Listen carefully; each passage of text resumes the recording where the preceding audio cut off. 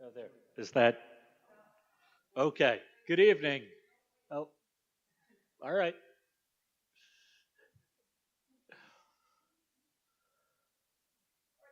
Okay.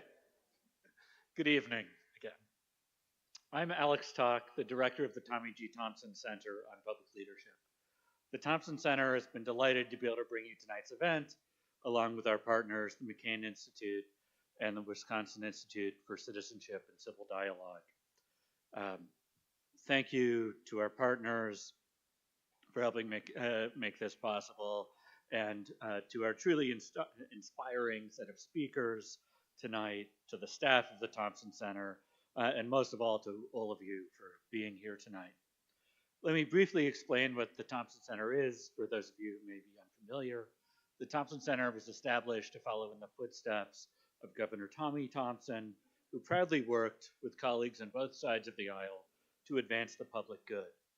The Thompson Center seeks to carry on Governor Thompson's legacy by fostering effective public leadership and informing current and future leaders through public events such as this one, funding research and scholarships, and conducting other activities across the UW system.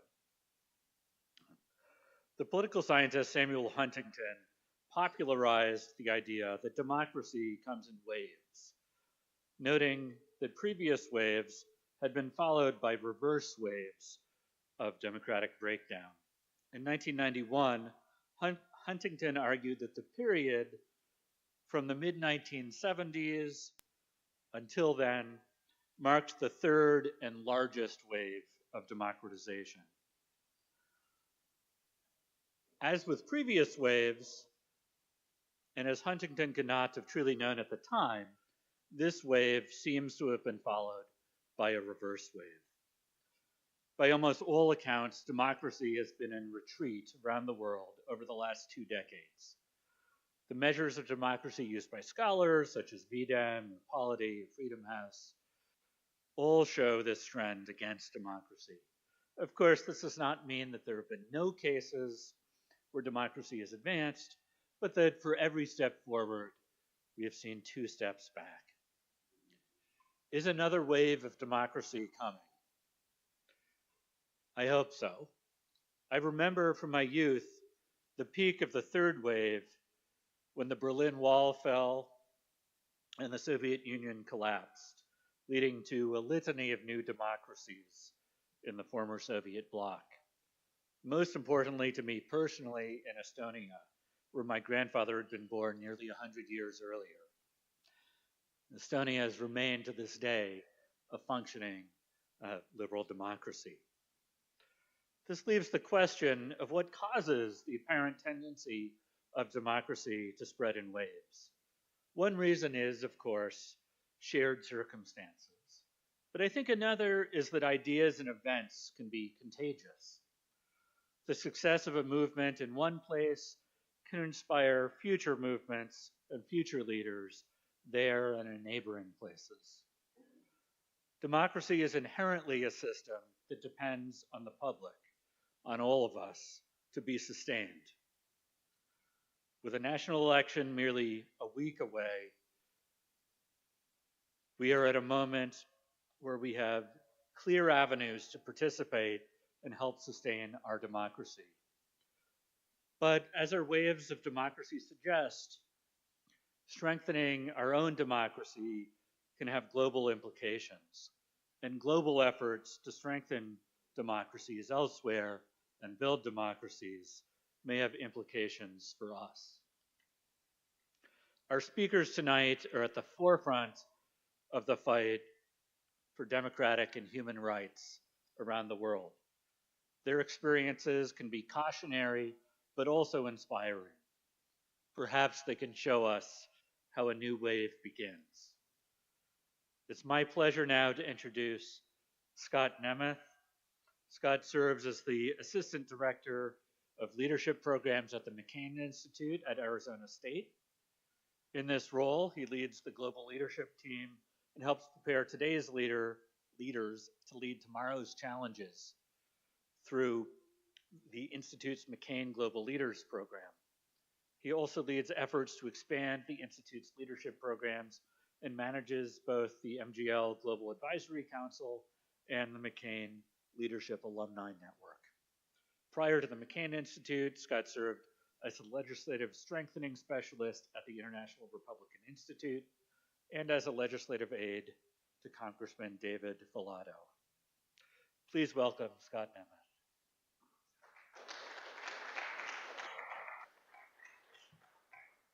Alex, thank you so much for that introduction. The McCain Institute is honored to have partnered with the Thompson Center and the University of Wisconsin. You all have been incredible hosts, and I've really enjoyed getting to know you and Ruth and the incredible team here at the Thompson Center. We're excited to be here in Madison tonight to share the work of the McCain Institute, but more importantly, the work of the incredible leaders that have joined us here from around the world. It's an important time to be in Wisconsin, and I don't have to be the one to tell you. It is a pivotal moment when it comes to democracy, civic engagement, and really the future of our own government at home here in the United States, as well as abroad in many places around the world. But folks, I gotta be honest with you. Right now, the world is in a very dangerous place, especially when it comes to freedom, human rights, and democracy. As we gather here today, the world is at a point it really hasn't been before, a point where we now call into question what the global community will look like for future generations. Instead of being focused on how great future generations can be and how much progress we can make, we instead focus on fear and anxiety that the world may not be in a better place 5, 10, 20 years down the road. And I really promise you I'm not here to scare you, but it is a dire point in time. A time where there are unprecedented levels of turmoil, humanitarian crises on scales we have never seen before, distrust in government and democratic norms that's fueled by extremist ideologies and misinformation, and authoritarians in places like China and Russia and Iran, whose influence has spread from regional to global and has undermined the free will of millions of people around the world, even here at home in the United States.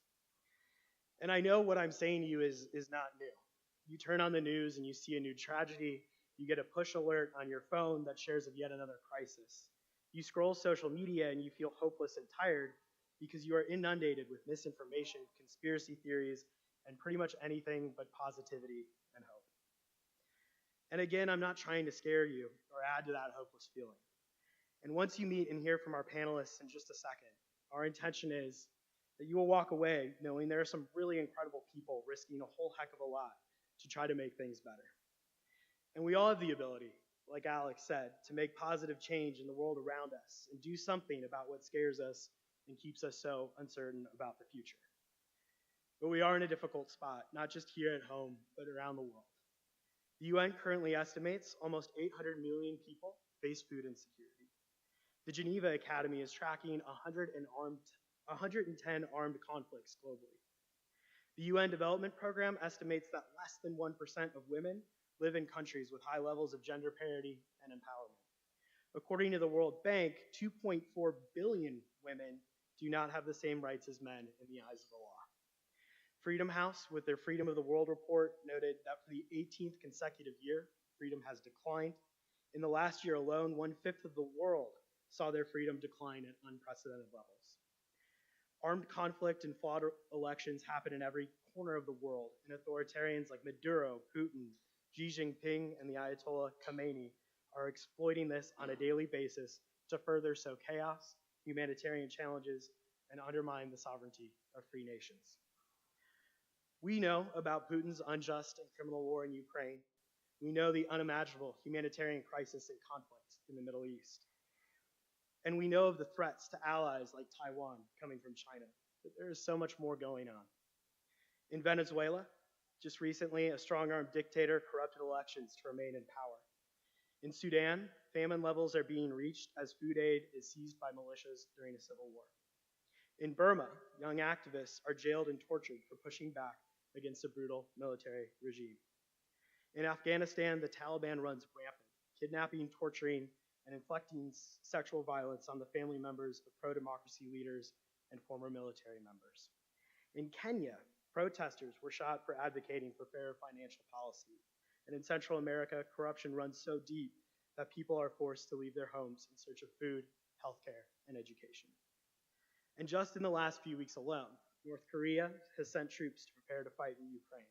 China has conducted countless military exercises off the coast of Taiwan, and missiles are being lobbed back and forth in the Middle East. All of this is really exhausting and it's overwhelming. And this list could have gone on and on about what is happening in the world around us. But I promise you there is hope. And there is a lot each of us can do to help turn the tide in this unprecedented time.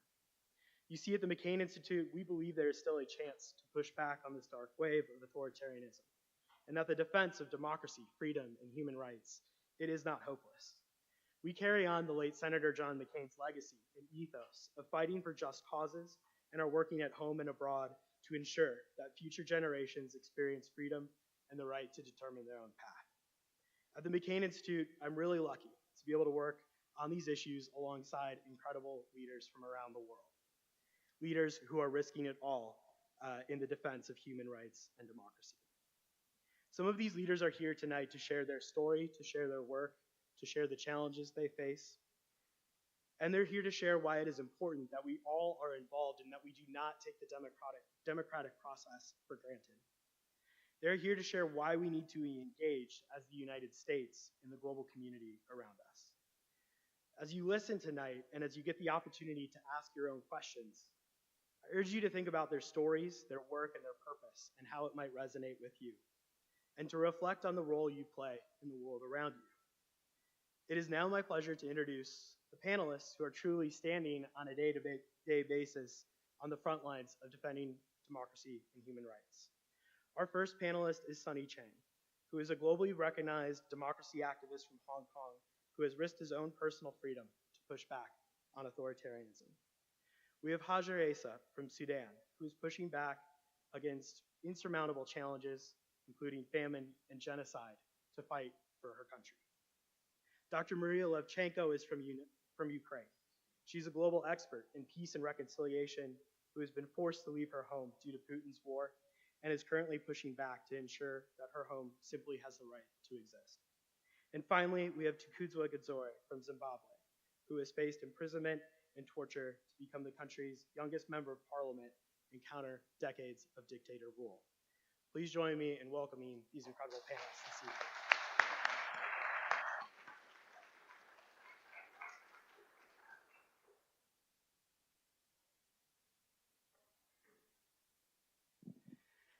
So, Sunny, I would like to start with you and have you share a little bit about your home country of Hong Kong and your work and why it's so important. Hi everyone, my name is Sunny. Very happy to be here. So I now live in DC, and the reason for that is because my home country, Hong Kong, has been arresting a lot of dissidents as young as me throughout the 2 to 3 years before, and then there's now more than 2,000 political prisoners right now in Hong Kong. So in case you don't know where is Hong Kong? Hong Kong is now part of China, but before that, it's actually a British colony before 1997. So in Hong Kong, we used to enjoy a lot of freedom, autonomy, and then we also have very different political system and legal system. For example, we adopt the British common law system, try to differentiate us, Hong Kong, with our counterpart in mainland China. So, however, after 1997, when the British hand over Hong Kong back to China, many things changed, especially after the rise of Xi Jinping, the current leader of China. We witness a lot of freedom is being limited. Hong Kong people were promised that we could have universal suffrage. We could elect our own city leader by one person, one vote. However, Beijing broke the promise in 2014, and then I was a student activist back then, and then I tried to stood up and fight for democracy. There was like a million Hong Kong people marching on the street, and then in 2019, we even had 2 million Hong Kong people march on the street. And then I helped organize many college students, to join the class boycott or try to do a lot of international advocacy. So I led a student group representing more than 100,000 Hong Kong college students and all the university student unions. So in 2019, that was my first time traveling to DC. The reason for that is because I have to testify before the Congress to talk about the story of Hong Kong people and what happened right now, the human rights abuses in China. And then, however, I mean, the things got really went south. And then Beijing government decided not to compromise, first of all, and then trying to increase the crackdown. So I have to flee. Many friends of mine are now political prisoners now in Hong Kong. So I have the privilege and really the luxury to enjoy the freedom here in the United States to continue my advocacy and continue to inform policymakers in DC about the threat of China, not just in Asia, but globally speaking. So yeah, really look forward to today's amazing panel, and I hope I can contribute more and eager to hear more from you. I will stop here first. Thank you so much, Sunny. Hajar, can you share a bit about Sudan and your journey? Hi everyone. So I'm Hajar Issa from Sudan, and Sudan is a country that is currently going through a genocide that has been going on for almost 2 years, which pretty much the world do not speak of. And I think this is now part of I see as a mission to bring attention to what's happening in Sudan. I grew up in the capital city, but my parents originally come from Darfur. To those who do not know where Darfur is in the west region of Sudan. It was one of the richest parts in the country until the dictator Bashir, whom we successfully forced to withdraw his dictatorship in the country from 2019 to 2022, when one of the biggest demonstrations took place in Sudan. And I had the privilege, let's say, to also be a part of those demonstrations. But that did not pretty much take a good turn, because then it put my life in danger. It put my family's life in danger, because they pretty much knew who was participating, who started it, who did what, and who did not. Um, I was pretty much in a situation that I did not want to put my family through it, but it just happened. But it did not make me give up on my mission on fighting for human rights, fighting for democracy, because Sudan is a country that I see it with the dictatorship that it has been going through since 1993. That was when I was born, because of Bashir being the president, and also pretty much resonates with my colleague here that UK, of course, was colonizing Sudan, but then they also had a very kind of tactic that they followed in Sudan before splitting it into two parts, taking over the north and the other, and Egypt part, like taking over the south, and then it led to the separation of the south after that. So yeah, I pretty much find myself in the situation that this is now the right for me to fight for my people, like not only in Sudan but also like in Darfur, because just having the chance, like to speak out, to be vocal, to say what the others cannot say. I see this is the situation that we need to work on at the moment. So I think I'll also leave it right here. Thank you so much. Maria, I met you about a day after the full-scale invasion began over Zoom, and you had just evacuated across the border. Can you share a little bit about the current state of affairs in Ukraine and your experience? Yeah, thank you, Scott, for the question. I'm sure many of you are following up and you know what is happening in Ukraine, because we have been very much on the world agenda after a full-scale invasion happened. And the war is still going on every single day. I just came back from Ukraine last week, and I had to take shelter during the night because of the air alert. But what's going on in Ukraine right now, and here I just want to take a step back and say that we do not call it Ukraine-Russia war or Russian war, because we did not start this war. We were attacked by the Russia, so we prefer to call it Russian aggression against Ukraine. And at this moment of time, we have 18% of our territory occupied by Russians.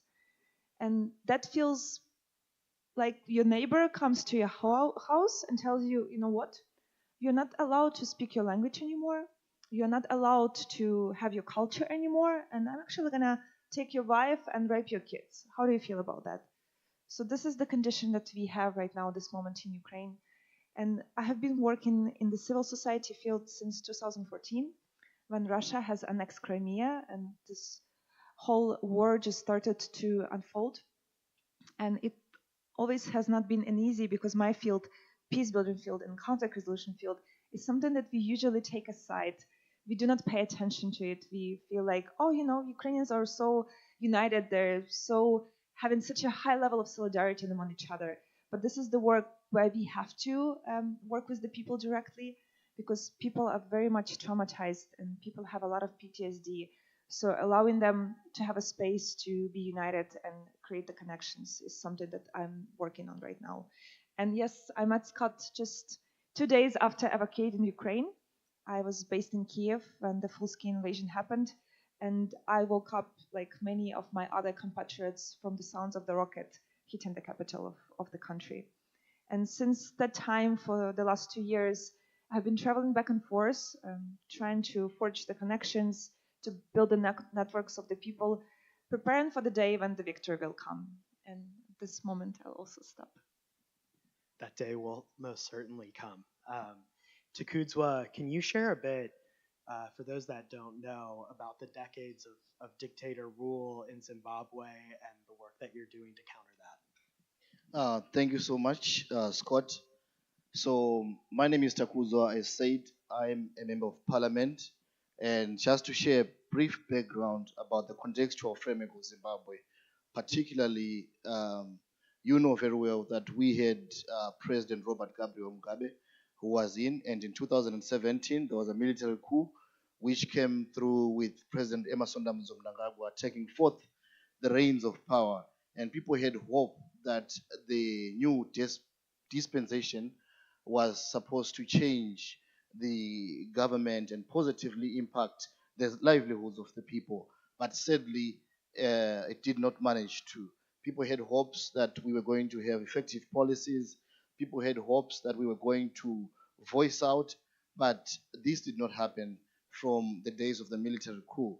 And as a member of parliament, my work is enshrined within the Constitution of Zimbabwe, particularly Section 119, to particularly look at three things. That's the representative function, the oversight function, and also the legislative function. But before that, I've been a student activist representing the biggest students movement in Zimbabwe, particularly with a membership of around 300 to 400,000 students, and being on the front line of a students movement with a vision to create an inclusive and democratic Zimbabwe with students as integral stakeholders, where student concerns are heard and academic freedoms upheld and promoted.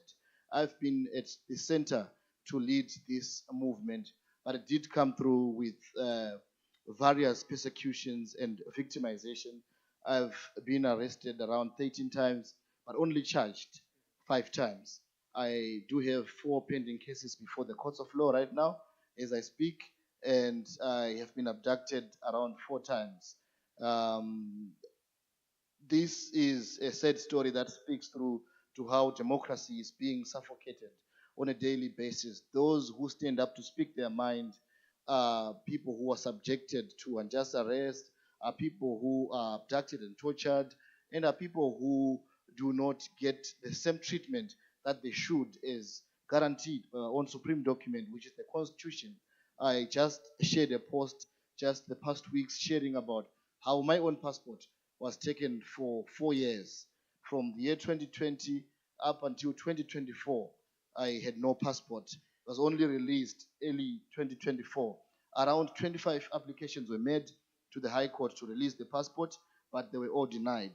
Only when another application was made, surprisingly, we thought it was going to fail, but successfully it passed. But at that time, I'd also applied to be part of the McCain Global Leaders Program, and I had successfully managed to pass the interview process and become one of the 22 members, global members around the world, and which I think is an incredible opportunity for me to be a voice of those who are in Zimbabwe, which is a country with a population of around 15, 16 million, according to the last census that we had in 2022. But all this, I think, it's fuel that we as young people hold on, and we carry the burden on our shoulders to say if we are not going to fight for democracy to thrive, then we are simply going to be responsible for what the next generation is going to face. So it's a staircase of democracy. Once we climb the first step, we climb the other, but we have a full hope that no matter how small our contribution might be, it's not about the blood which will be forgotten. It's about the battle which will be remembered.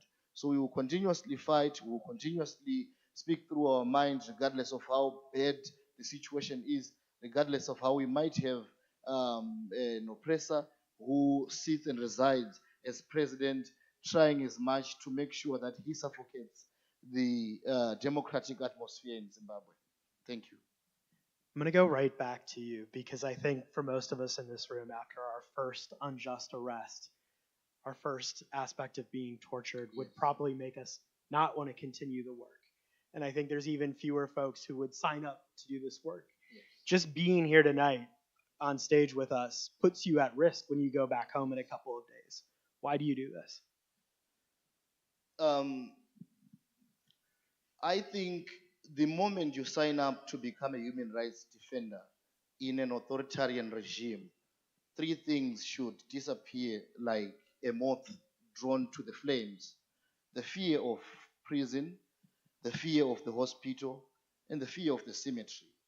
Sadly, this is the reality that we hold on to.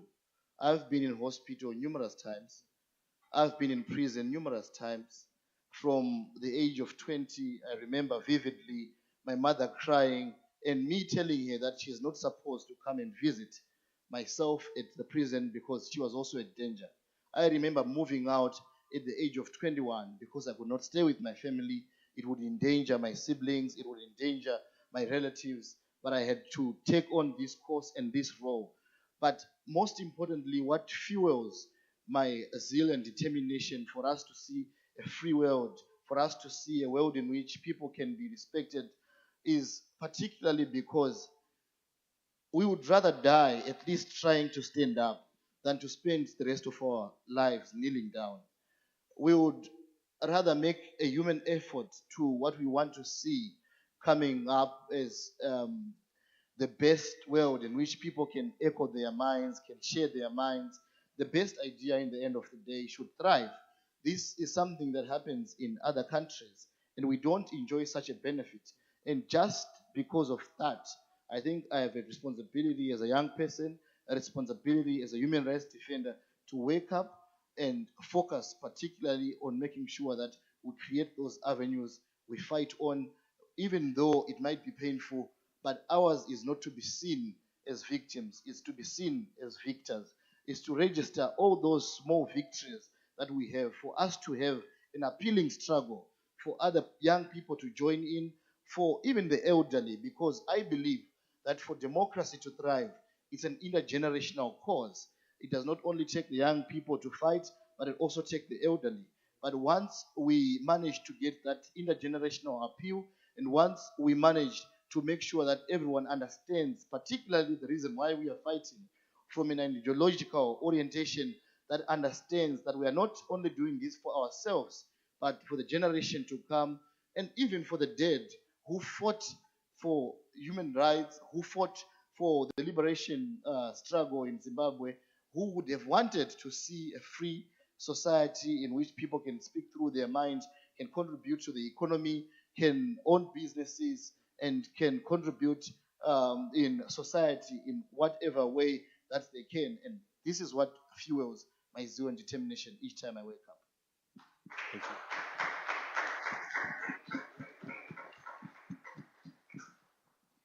Sunny, I'm going to turn to you. You grew up in Hong Kong at a time where it was much more free, where it was more of a democracy. And at a certain point in your life, it started to trend the other way towards being more like mainland China.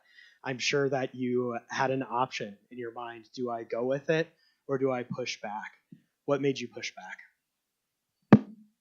Well, that's a very good question. I mean, because in Hong Kong is actually a very developed city. It's very much unlike New York and London, and then many people are very wealthy, not me, but then so, but I mean, people grew up like trying to be a lawyer or doctor, and then yeah, I mean, the economic standard, the life being is so good in a way that people might, especially the elderly generation, your parents, might really ask you a question.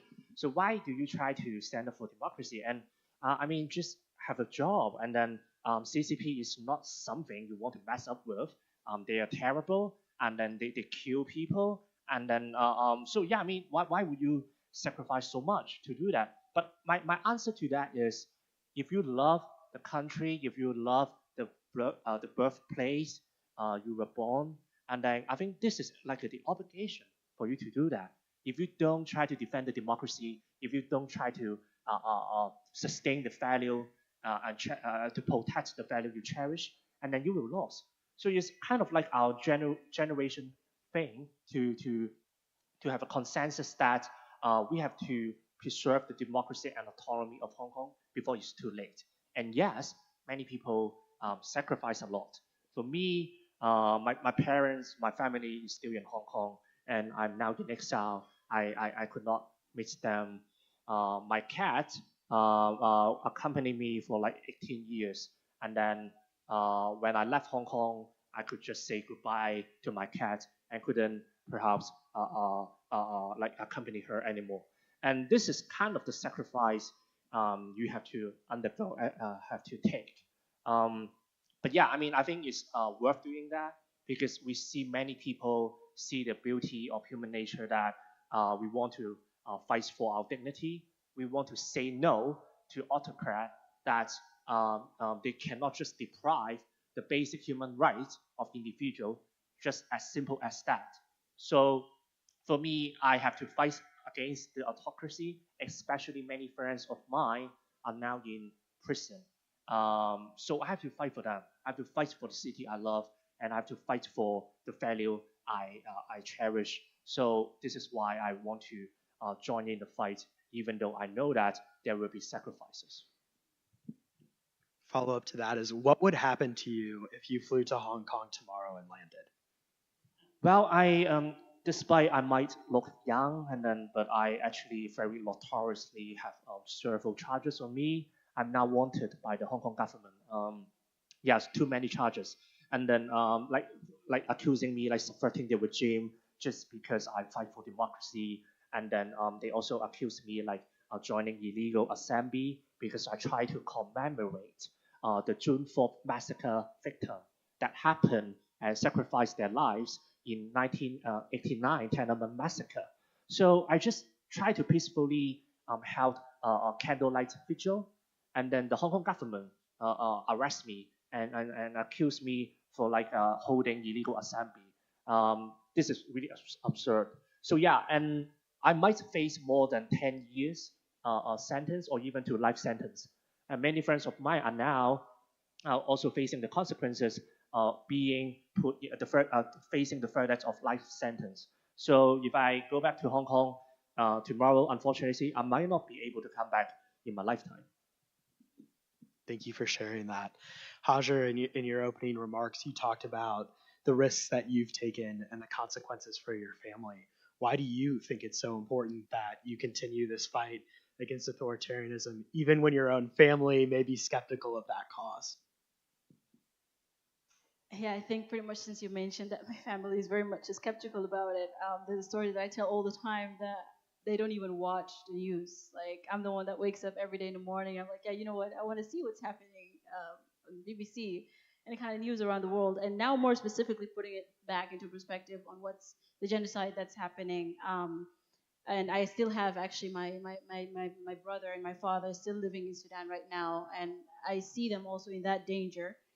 But like again I see like it's my responsibility probably not only for them but for also the other generations that are really trying to make a change. And there's of course there's a lot of fear that we go through. There's a lot of let's say challenges, right? But there's also like a kind of code that I go through that right now I think it's the time for us to keep on fighting like it may not be with anger, but rather with actions. And I think these are the little actions that we take, probably that makes us wake up every day. And I see it as the fuel that keep on pushing us forward and trying to make the change and tackle, because we don't want to give up, right? We don't want to give authoritarian regimes like the power, because I see right now, for example, even the context of Africa, all the dictators in the continent are uniting, and that makes them very powerful. And I think like having us, for example, in such a setting where we can see people fighting for democracy, people who are willing to listen to fight for democracy as well, is also kind of the power that we need. So this is what I see the most, and I think it's very important for us to keep fighting. One hand cannot clap, but I think two hands together can make a change for sure. So yeah, I think even though my family is in danger, but I think the fight should go on, and this is our purpose in life. Thank you. Maria, you work not just in Ukraine, but around the world on dialogue centered around peace building and reconciliation. When you think about that, what are some of the challenges that come into play when you're having those conversations? I think the most, the biggest challenge that I would see in my work is the ability to forgive, because it's really hard to forgive the atrocities and the crimes that you have been witness to. And I feel like I also have seen a lot of trauma, and I mentioned that before, in the people that I work with, especially in Ukraine, especially in the countries like Ethiopia or Chad, where I have been present and working with the refugees as well. The trauma of witnessing something stays with you forever. And to be honest, I'm also traumatized. Yesterday, I arrived at the hotel, and my hotel room has two beds. So I was looking at the bed, and I was thinking to myself, this one is really close to the window, so I don't want to take that one in case the drone comes. I mean, I'm not here where the drones are coming, but that's the thing that stays with me, just because I travel to Ukraine quite often, just because I lived in Ukraine during the invasion, just because I have family and friends that I check on every single day just to make sure that they are all right and fine. This is a trauma that I carry with me, and all the other people that I work with carry on. So this ability to forgive, it's very hard. And we have been in Vietnam. I remember with the McCain Institute, and the question that I asked to Vietnamese former soldier was actually, how did you learn how to forgive? And I feel like it takes generation to do that. So unfortunately, I'll have a lot of work for the next 40 years in my field. Thank you. Takudzwa, you've shared your experience in Zimbabwe. Now you're an elected member of parliament. You do have a voice, even though it is in the minority when it comes against going against the current leading party. What are the challenges that you see on a day-to-day basis for democracy breaking through in Zimbabwe? I think my main responsibility as a member of parliament is to cover the colossal gap which exists between public policy and public opinion. This is quite a hard task considering how the world is suffering from a mistrust of institutional politics. It's not only in Africa, but if you are to look in several continents, Parliament has lost most of its trust from the people who entrusted to serve. But as a member of Parliament in Zimbabwe and also the vice chairperson of the Parliamentary Youth Caucus, I do have an agenda that I had set up for myself to say these are the 5 things that I will look unto to execute. And it's called the 5 Ps agenda. Particularly, it looks around pushing forward to have sustainable youth inclusion. Number 2, it looks around pushing to have a pragmatic education system anchored on skills development. It looks around preserving progressive laws and repealing those retrogressive. It also looks around promoting empowerment and employment, but also pioneering a fight against drug and substance abuse, which is a cancer that is affecting most of the young people where I come from. But looking at the challenges, particularly, you would look at ageism. There are people who believe that once you're young, there are no ideas that can come out of it. And African societies, most of them believe that young people might not have a chance or a word to contribute when it comes to policy matters. So you suffer from that. But also, regardless of all this, being a member of parliament does not take away the jacket I wear as a human rights defender. On the 1st of November, just last year, I woke up trying to get to the parliament, but at the gate, I saw people who were holding AK-47 guns simply because I had voiced out against the regime when I was in parliament. So already these are challenges that you face as a parliamentarian. Do you need to shut up when you see these evils prevail? Do you need to take a step back? But this is not you. And you are more dangerous to them even when you pose a threat and not when you make it. So the moment you say, I'm taking a step back, they probably think you are organizing to come back. So they will still attack you. The moment you say, I'm fighting on, they will still attack you. So you realize that there is only one thing that I need to do is to fight on. And these challenges come through from an area where we have a hard hitting and shambolic economy. So no matter how you have ideas that you want, and they should prevail. Tomorrow, the rate of the new currency which was introduced is probably 1:40 ZiG. We have a currency that's called the Zimbabwe gold, a currency that was introduced with the government claiming that is being backed by gold. And it's $1 is to 40 ZiG right now as we speak. But when they introduced it, they claimed it's going to be 1:1. So it simply means that no matter how many brilliant initiatives you might come with, the economy is also a setback in terms of what you want to implement. You also have youth who are in the remote areas. The world is functioning in such a way that if we don't cope up with the developments globally, we might lose track of many conversations. And as a young person, I look around at how, number one, technological transformations are happening. Number two, climate change being a critical conversation we should engage in. Number three, look at you know, conversations around the chat GTP, quantum computing, conversations around 3D printing, conversations around the global finance system, trade and investment. These are conversations that in Africa, if we are to ignore, then we are going to wake up one day and still be affected. You know, the scourge and the pandemic of climate change, how it's affecting the whole world.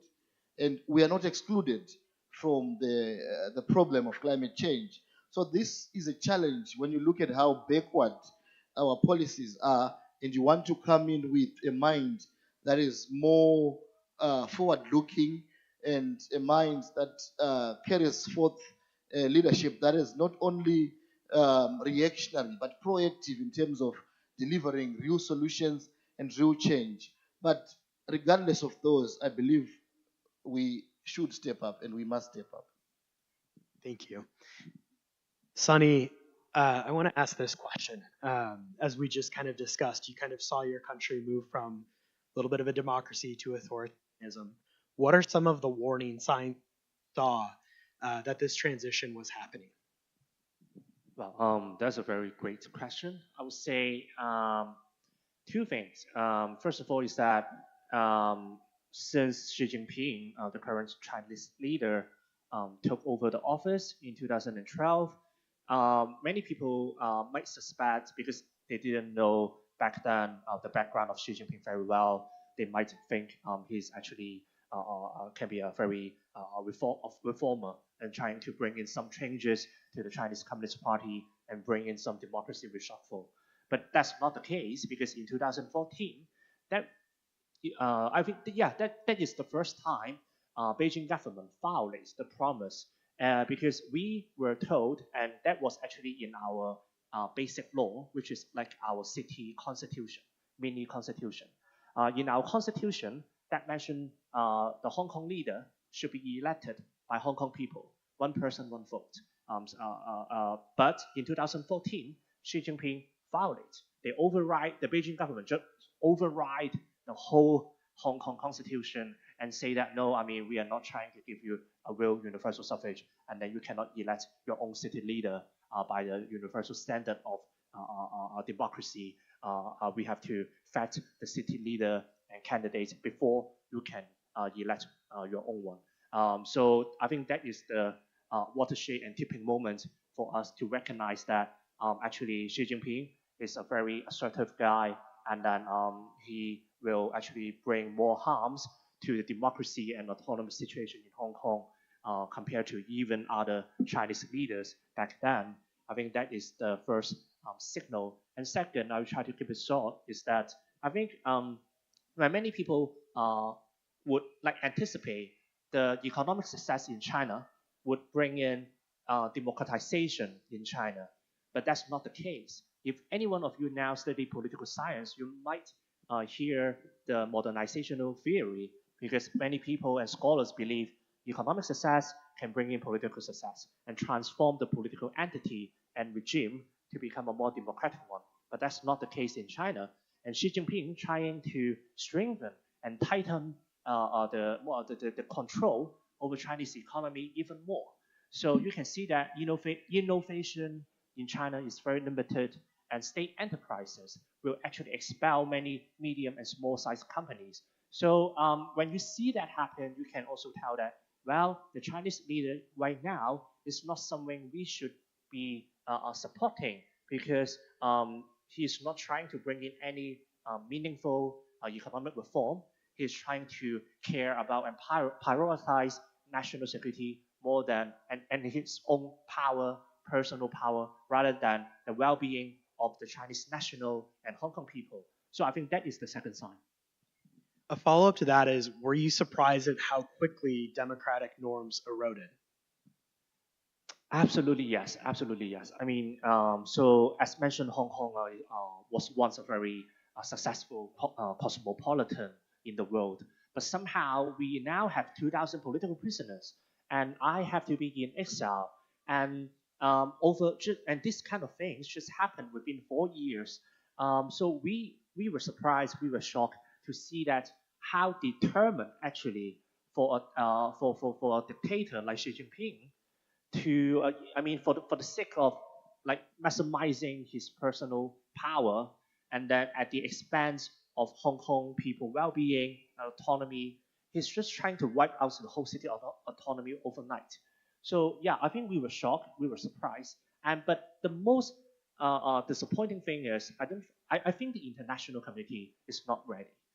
um, for example, yeah, I mean, just perhaps, I mean, Maria can talk more about the Ukraine, but I think there are so many signals over the years, right? When perhaps Xi Jinping tried to make a move, when Putin tried to make a move, many people try to make a warning, try to warn about that. No one listens.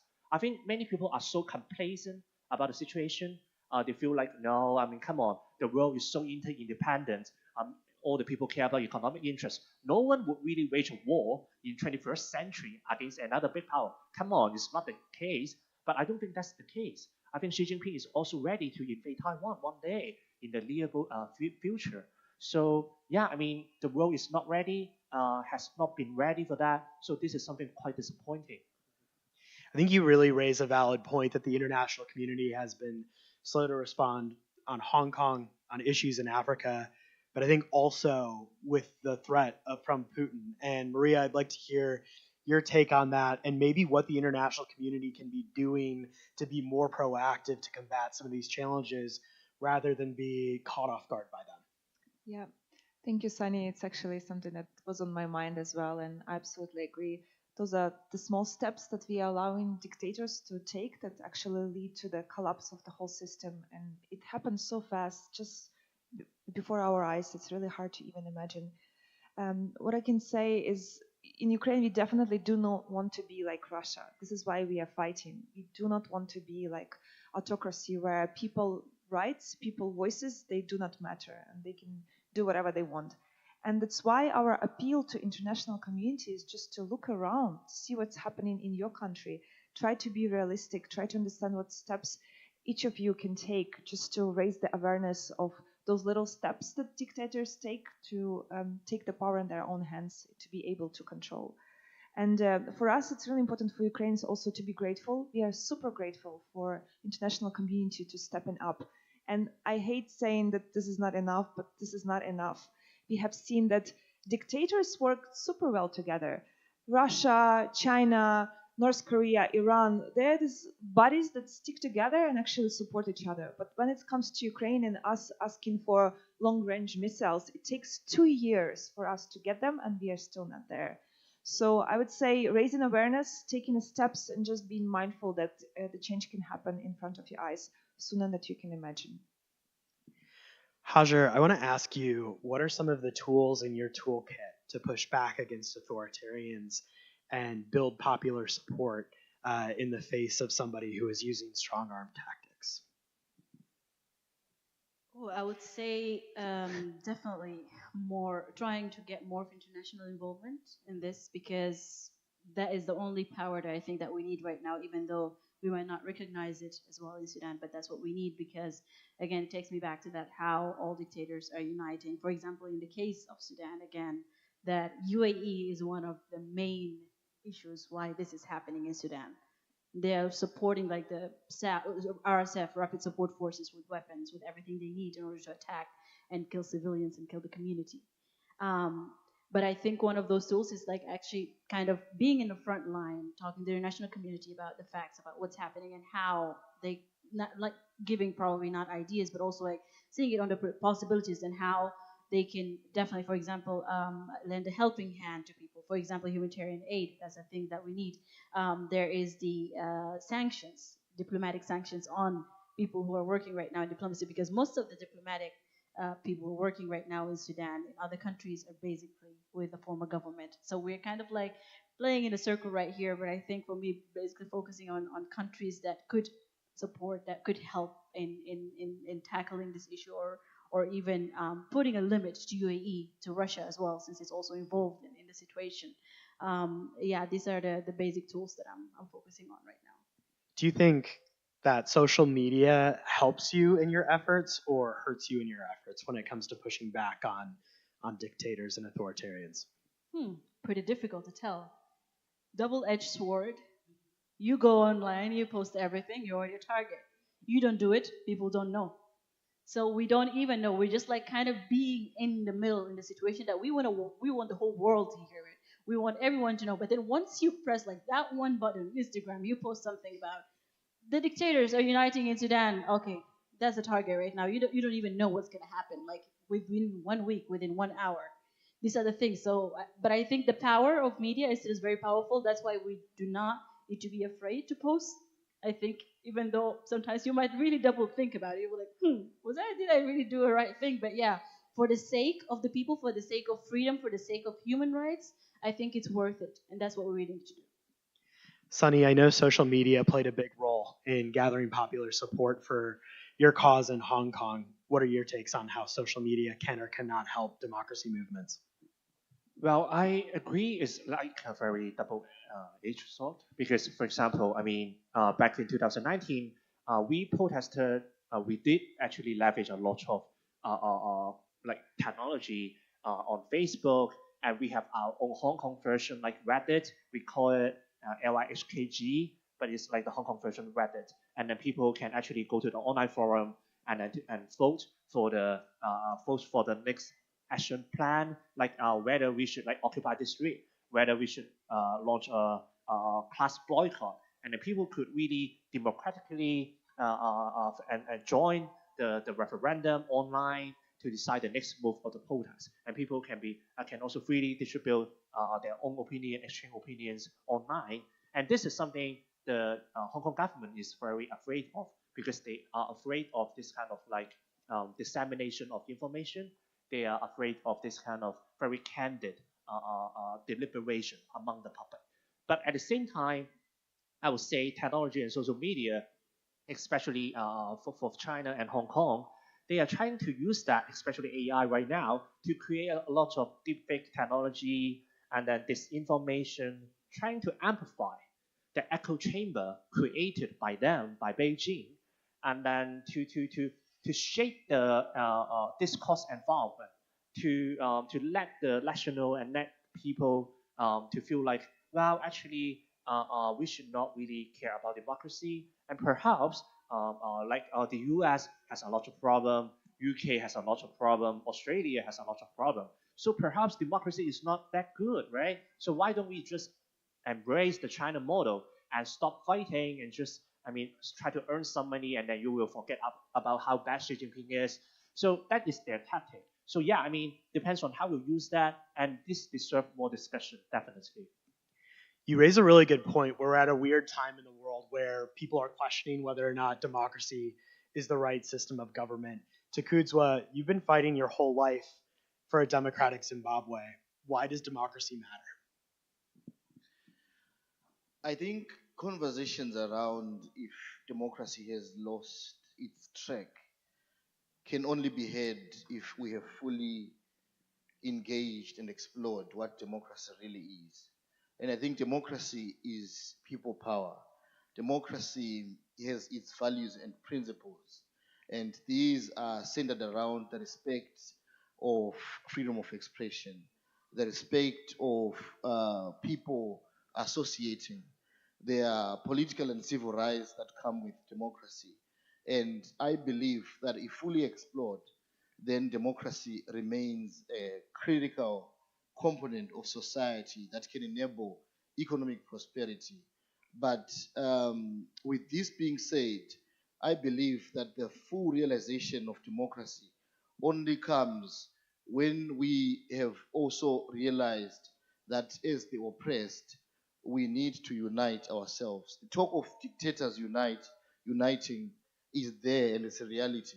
But the question is, are we uniting enough as people who are being oppressed? But most importantly, as people who might not be oppressed, but can contribute to change what's happening in other countries where oppression is operating full throttle. So global solidarity becomes a currency of nations who might not have the military might of states nor the economic might of corporates. Global solidarity becomes a currency of those who are fighting on the ground, be it in Uganda, be it in Zimbabwe, be it in Africa, for democracy there to thrive. And I think with the work that I particularly lead, if it's complemented by someone who also believes that it's a chance for people to voice in, then we are going to have a just and free world in which people can share what they believe in which people can speak through their mind. But the moment we are going to surrender democracy, then that's the moment we are going to see the end of the world and the end of free thinking, if not a stable economy, a stable society, and all. Thank you. Maria, Ukrainians aren't just fighting for their sovereignty, they're fighting to be a democratic Ukraine. Why is that so important to Ukrainians? It's important because it's our choice. It's our choice to decide our own fate. It's the ability of our communities to have our own destinies. And democracy for Ukraine is really important. It's basically our survival at this moment of time because we have two options. We either stick with Russia, who is really trying to impose that we have been part of Soviet Empire, Russian Empire, and we have to continue being with them, or having a choice and freedom to go our own way. That's why for us it's the matter of survival, and that's why this fight is so important. But I just wanted to mention here that democracy is interconnected. It's not only Ukrainian democracy that we are fighting for. We are fighting for democracy of Poland, democracy of Baltic states, democracy of the United States in one way or another. Because with the blink of the eye, the model that Putin is trying to push in Ukraine can be pushed somewhere else as well. That's why I feel like by our own example and by the example of my colleagues here as well, we are really trying to show how it can be in the worst case scenario and how we are really trying to make it in the best case scenario for us. Thank you. So we obviously have an election 1 week from today, and something that I think is on the ballot is how engaged the United States is in the global community. And Hajar, I want to ask you, why should somebody sitting here in this room in Madison, Wisconsin, care about what's going on in Sudan? And why should America have an interest in being active in the global community? Pretty much, I think, depends on being the realm, let's say, of human rights, of human dignity. Seeing everything that's happening historically, also in Sudan, the U.S. has taken many steps towards putting on sanctions on the former dictator. So I pretty much found it like very, very impactful at that time. It really helped the community in withdrawing the Bashir. And yeah, if like everybody really cares about human rights, then why not? Why not? Why not interfere? Why not take a chance that that could actually help another person's life change for the human rights, for the sake of human dignity? Um, uh, yeah, so I think that's pretty much what I can say about that. Thank you. Sonny, you spend a lot of time. You're now living in the United States, just outside of Washington. You spend a lot of time on Capitol Hill engaging with lawmakers about the CCP and Xi Jinping. What is your pitch to those lawmakers on why Americans should care about what's going on the other side of the world? I think two layers. First of all, in terms of U.S. interests, are very domestic. I mean, not just forget about the foreign policy for 1 second. I mean, U.S. has so many stakes in Asia. So I think whenever looking back to the history, if Asia is in stable environment and climate, you can see that actually the US can be benefit from that a lot. However, if a lot of chaos happen in Asia, especially in East Asia, US usually lose a lot of interest in that. I mean, in terms of economic interest or even cultural interest, etc. And secondly, I would also say the reason why lawmakers, no matter Democrats or Republican on the Hill in DC, they care about China issue is because they understand that the ultimate goal for Xi Jinping and China is trying to overtake the United States. They understand that the US is a world leader. They actually, I personally feel like Xi Jinping and many Chinese leaders from the CCP are very jealous of US. They actually want to be American more than American themselves. They see that how massive U.S. power is in the world, how U.S. has been shaping the international norm and standard after the World War II, and China want to be involved in that, and that's why. However, when China has a very different agenda, ideology, and then the question is whether or not we should allow China to overtake the United States to become the world leader and try to make decision on behalf of the like 7 billion humankind, right? And I think the answer is no. So I think here in DC, a very bipartisan consensus is being formed to look into the China issue. But also at the same time, I do feel like American citizens should also understand why this is why the China issue matters to them. And I think the DC lawmakers should also deliver a better political message to American citizens about why China matters to the US. Thank you. Initially, there was a lot of support for Ukraine. I think we all saw the flags in people's front yards, stickers on windows, lapel pins.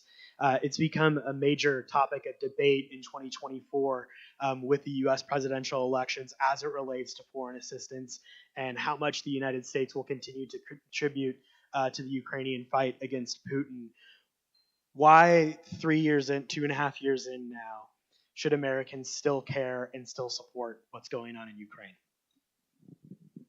Because, of course, for us, United States is the example of democracy. And I do believe that every democratic state cares when the people are dying, cares when there is violation of human laws, when there are war crimes happening in front of our eyes, and there is something to be done, then this democratic state should done that. And the United States has been always a powerful example. We all know that that's the only country that can really stop the dictators like China, Russia, Iran, and many other its proxies from invading and doing the other horrible things to many other countries. That's why I feel like it should be on the agenda. It should continue being the agenda until we have the victory of Ukraine. I believe in that.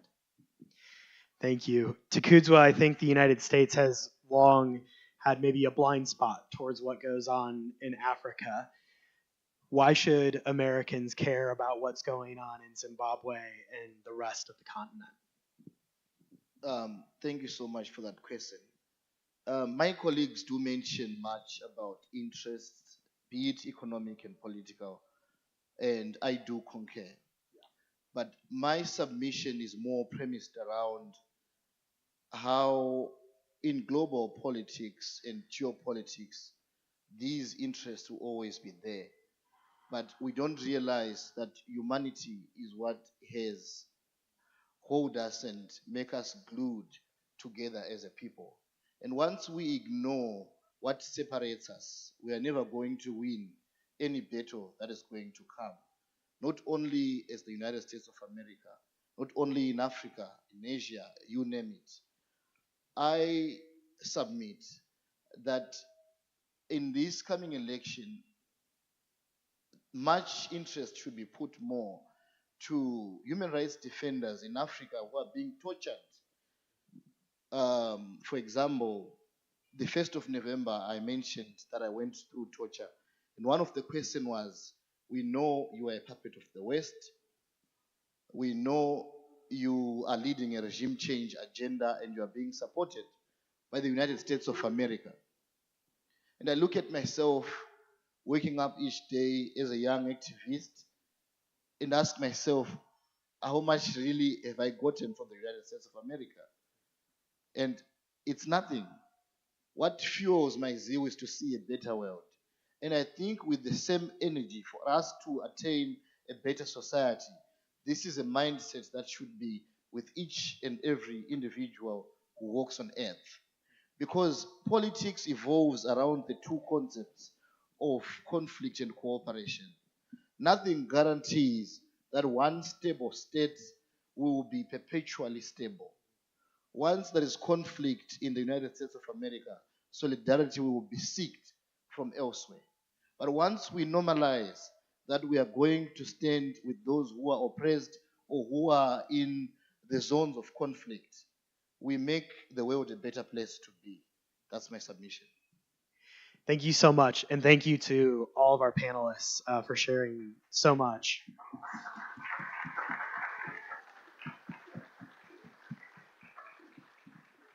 We want to stop speaking for a little bit, and we want to turn it over to you all for any questions that you might have for any of our panelists. I think we've got a gentleman in the back there, and then down there.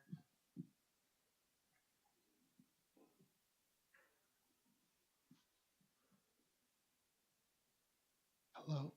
Okay. First off, I just want to thank each and every one of you for coming out here. The incredible personal risk that you've taken on your shoulders, it is remarkable, truly. I have more of a comment than a question, but I just wanted to share this with you. So, I'm a Christian, and what I see happening in the United States is exactly what the New Testament has been warning people about for 2,000 years. In fact, as I was listening to you speak, I was reading in the First Thessalonians 5 where Paul talks about being sober and awake and not complacent, as you said, because he said while people are screaming about peace and security, that's when destruction comes upon them, exactly as you guys were talking about now, how fast it descends upon you, and how in our complacency we'll tolerate madness. And he says, and when that day comes, there will be no escape. I do. And so I just want to say that I'm going to say what I really feel like this is about, and that Trump represents the very darkest in the American spirit. Did you have a question? I just wanted to share that with you. Okay, thanks. Okay.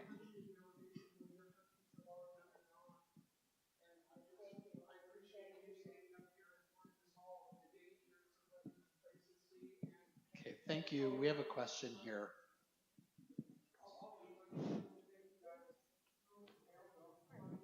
Okay, I've got two very brief questions. The first one is for Sunny. Was wondering if you could say something, if you know about it. What is the situation in Macau? As you know, that was returned to Portugal 2 years after Hong Kong went back to China, but you don't hear much about what's going on there. Are they suffering a parallel situation to what's going on in Hong Kong?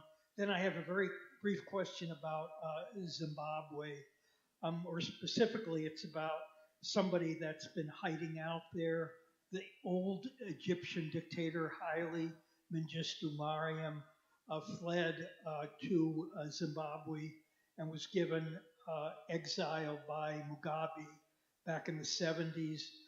Is Mengistu Mariam still in Zimbabwe, and is there any pressure to return him to Ethiopia so he can face justice there?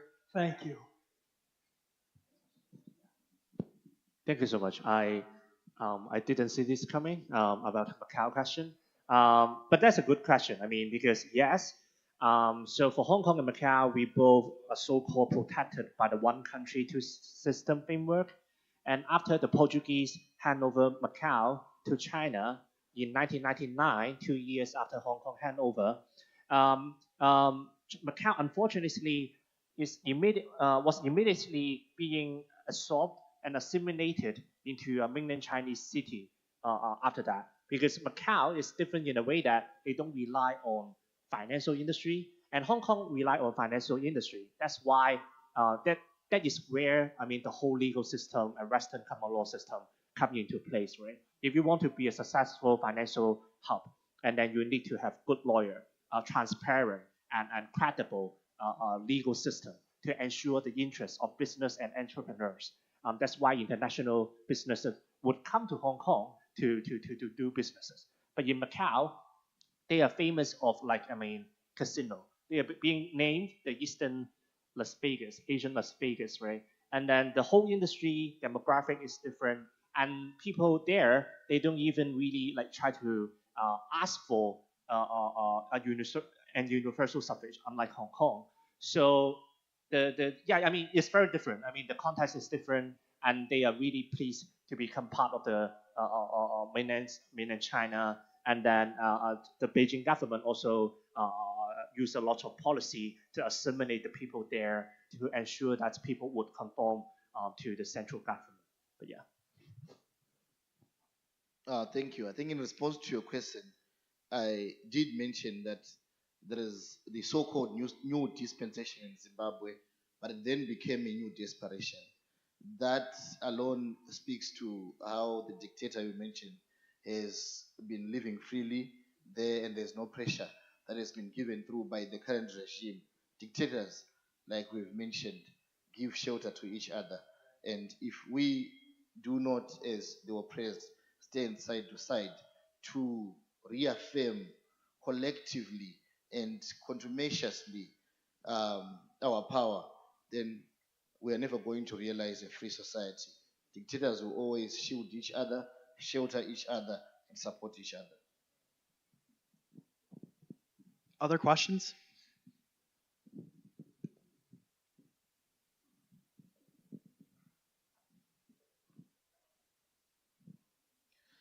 Well, thank you so much for coming here and inspiring us.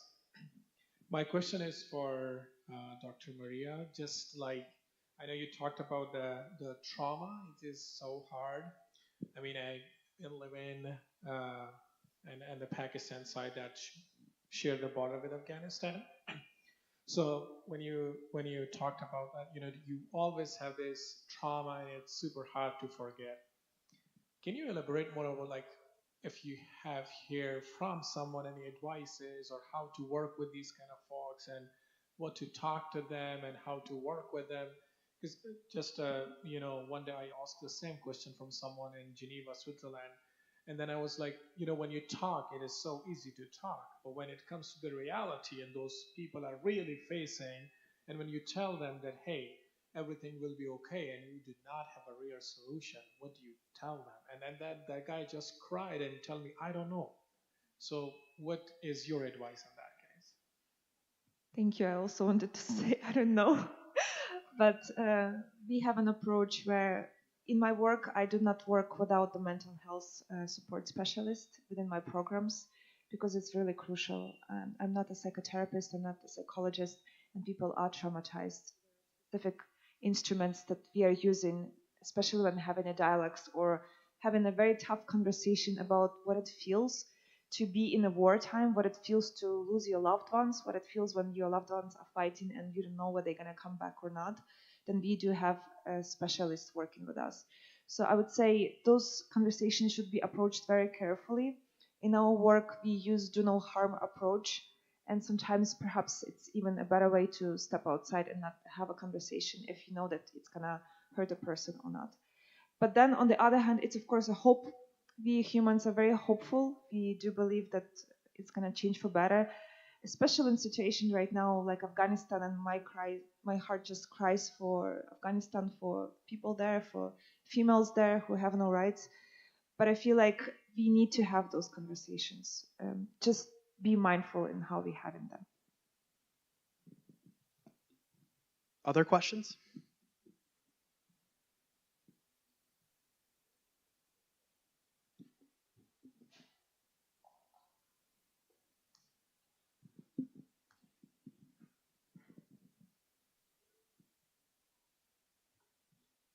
Thanks for coming here. It's very interesting to hear your perspectives, and I think it's very courageous what you're all doing. I guess my question is maybe a bit broader, different, but are there other countries that are more receptive to your question or your, I guess, experiences than the United States?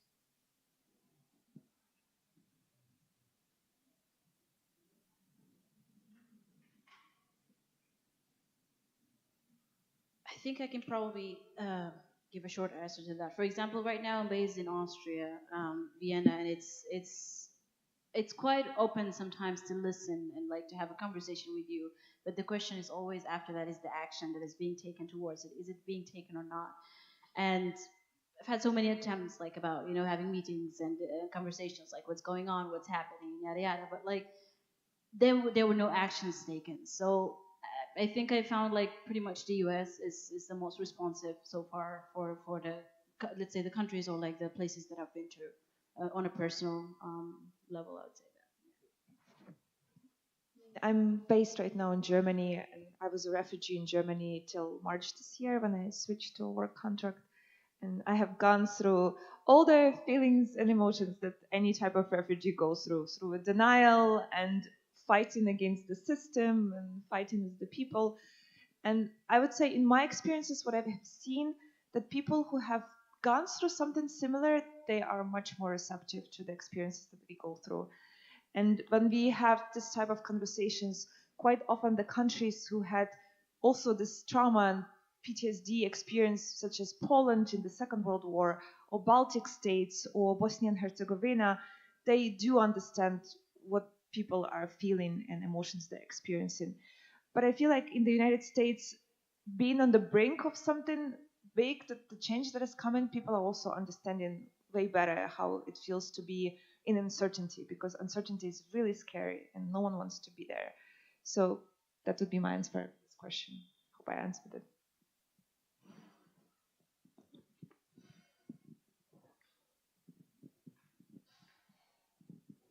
Is this their last question?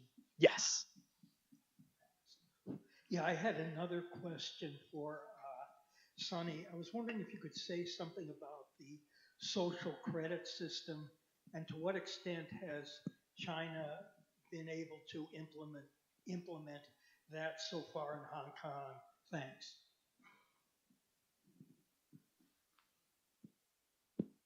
That that's a very good question. I don't think China has now massively deployed the social credit system nationwide. Speaking, that doesn't happen in Hong Kong either, because I think they're still in a very early experimental phase and trying to develop the system more than really can apply that at scale.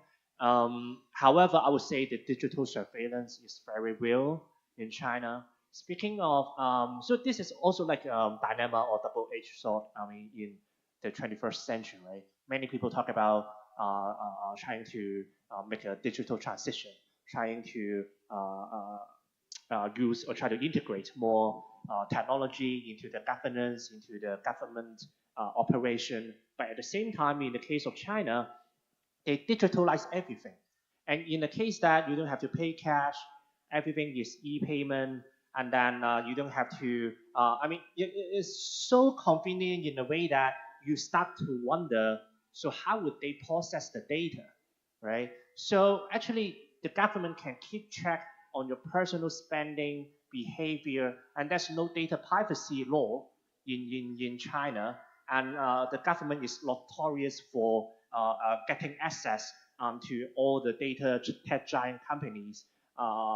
They have the back door for that. So in the case of China, I would say the digital surveillance is real, and the world should be really trying to monitor the situation because China is also exporting the digital surveillance model to the global south, to Africa, and help other autocrats to build their digital surveillance system to monitor their national and the behaviors of the opposition. Yeah.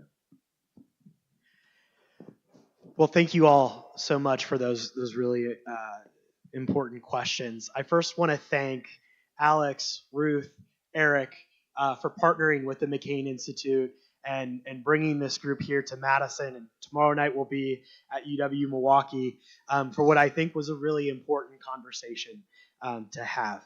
I want to thank all of you who joined the live stream and also joined us here in person. I hope that you are able to walk away feeling a little bit more inspired and hopeful that folks like Takudzwa, Maria, Hajar, and Sunny are working so diligently at great personal risk to defend democracy and human rights. And I hope that, as I mentioned in my opening remarks, that you'll reflect on the role that you play here in the United States and that in a week from now, you exercise your right to vote. And if you're undecided, you do your research. No matter who you vote for, you're just an informed voter. And I think one thing that we learned here tonight is that right to vote, that right to participate in a free and democratic society is far from guaranteed. So I really hope that you leave here knowing that your voice matters and your vote matters. I want to thank each of these folks. They traveled thousands of miles to be here tonight and share their stories. And they're really special people.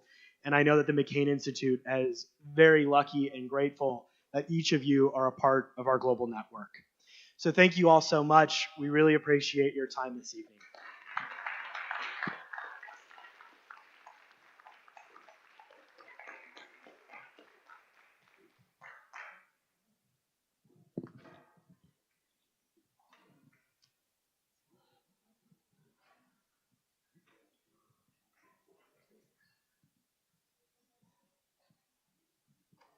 For once, I don't have to take down my banners. Thanks a lot. Thanks a lot. Thanks. It was great. Thank you for coming. Get some sleep, and then you can eat. Okay. Thanks for coming. Thanks.